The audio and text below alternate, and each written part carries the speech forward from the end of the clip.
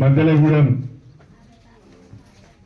గ్రామ ప్రజలందరికీ మా సోదరిమణులకు సోదరులకు మన గ్రామ సర్పంచ్ సోదరులు మనోజ్ కుమార్ గారికి ఉప సర్పంచ్ గారికి వార్డు సభ్యులందరికీ వేదిక పైన మన తహసీల్దార్ గారు మన ఎంపీడీఓ గారు మన డిఈ హౌసింగ్ గారు ఇతర అధికారులందరికీ మీడియా మిత్రులకు ప్రతి ఒక్కరికి పేరు పేరున నా హృదయపూర్వకమైన నమస్కారాలు తెలియజేసుకుంటున్నాం.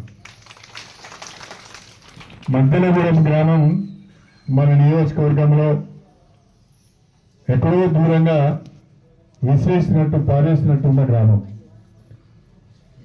అటు వరంగల్కి దగ్గర లేదు, ఇటు జనగామకు కూడా దగ్గర లేదు. ఏదైనా ఆపద వస్తే వెంటనే వెళ్దామంటే సరి అయిన రవాణా సౌకర్యం కూడా లేదు. ఇలాంటి మద్దెలగూడెంలో నేను మొట్టమొదటిసారిగా 1994లో ఎమ్మెల్యే ఎన్నిక అవ్వడం జరిగింది. 1994 నుంచి 2004 వరకు దాదాపు 10 సంవత్సరాలు మీ ఎమ్మెల్యేగా మీ అందరి ఆశీర్వాదంతో ఉమ్మడి ఆంధ్రప్రదేశ్లో మంత్రిగా పనిచేశాను. అప్పుడు నేను ఎమ్మెల్యేగా పనిచేసినప్పుడు నాకు బాగా గుర్తుంది, గంగిరెద్దుల కాలనీకి ఎవరికి ఒక ఇల్లు ఉండేది కాదు.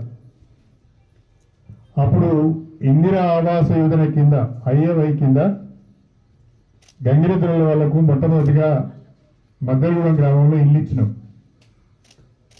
అదేవిధంగా మద్దెలగూడెం గ్రామంలో బీసీలో కూడా కొంతమందికి ఇల్లు ఇచ్చుకున్నాం. గ్రామంలో సీసీ రోడ్డు వేసుకున్నాం. అదేవిధంగా పీచర నుంచి కొమ్మగుట్ట దాకా రోడ్ వేసుకున్నాం. నేనున్నప్పుడే పాఠశాల భవనం కూడా కట్టుకున్నాం. ఆ 10 సంవత్సరాలు కొంత పని మద్దెలగూడెం గ్రామంలో అయ్యింది. మధ్యన ఒక 15 సంవత్సరాలు నేను లేను, వేరే పెద్ద మనిషి వచ్చిండు.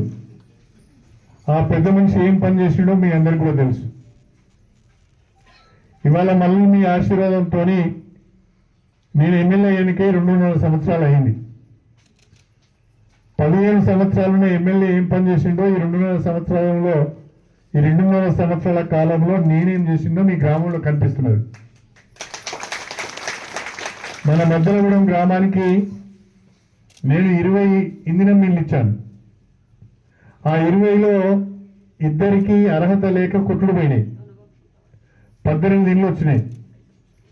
ఆ 18 ఇళ్లలో ఇవాళ చాలా మంది చాలా ఉత్సాహంగా ఇల్లు కట్టుకుంటారు.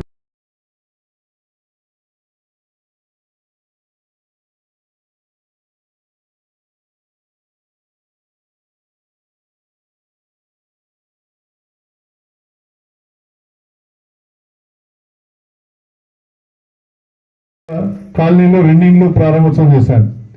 ఇక్కడ కూడా పక్కనే ఒక ఇల్లు ప్రారంభోత్సవం చేసుకున్నాను.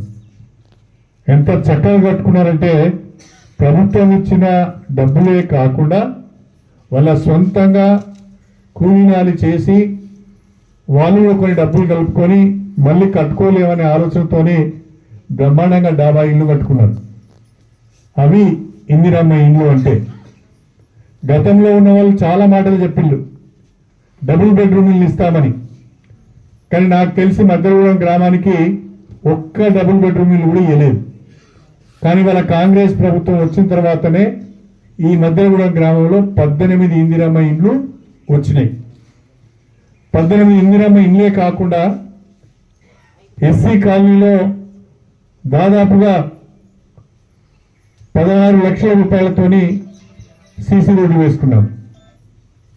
ఇక్కడ కూడా దాదాపు 30 లక్షల రూపాయలతోని సీసీ రోడ్డు వేసుకున్నాం.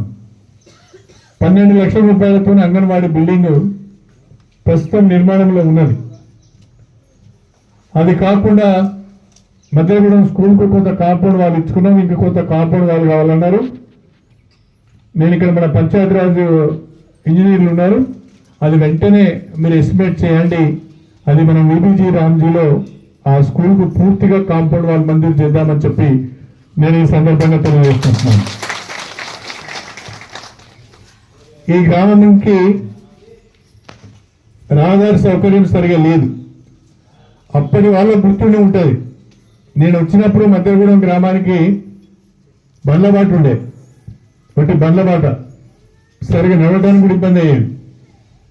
అప్పుడు ఆ పీసర క్రాస్ రోడ్ నుంచి మధ్యగూడెం మీదకి వెళ్ళి కొమ్మగుట్ట వరకు రోడ్ వేయించి దాన్ని బీటింగ్ కూడా చేయడం జరిగింది. కానీ ఇప్పుడు మళ్ళా ఆ రోడ్ కొంత దెబ్బతిన్నది.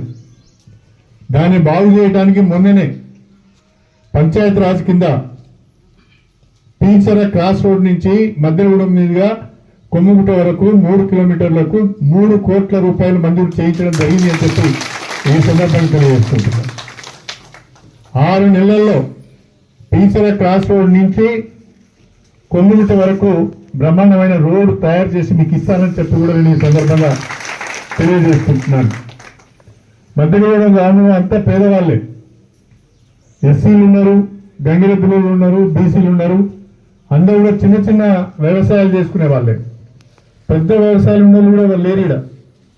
అందరూ కూడా మామూలుగా చిన్న చిన్న వ్యవసాయాలు చేసుకొని రోజు కూలీనాలు చేసుకొని బతికేటోళ్ళే. కాబట్టి సర్పంచ్ గారు అడిగారు, అదేవిధంగా మధు అడిగారు, అందరూ కూడా అడుగుతున్నారు ఇక్కడ మా గ్రామంలో మరికొన్ని ఇందిరమ్మ ఇల్లు కావాలని.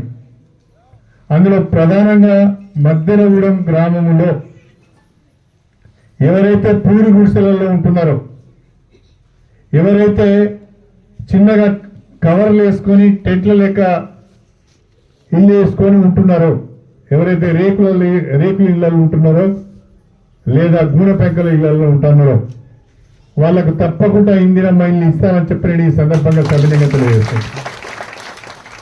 ముందుగా ప్రాధాన్యత పేదవాళ్ళు ఎవరైతే గుడిసెలలో ఉంటున్నారో వాళ్ళకే మొట్టమొదటి ప్రాధాన్యత. వాళ్ళు అయిపోయిన తర్వాత కవర్లు కప్పుకున్న వాళ్ళు, కవర్లు అయిపోయిన తర్వాత గూనె పెంకులు రేకులు కప్పుకున్న వాళ్ళకు ఇల్లు మంజూరు చేయడం జరుగుతుంది. మన వాళ్ళు ఒక 20-25 ఇల్లు అడిగిళ్ళు. ఎక్కువ ఇవ్వడానికే ప్రయత్నం చేస్తాను.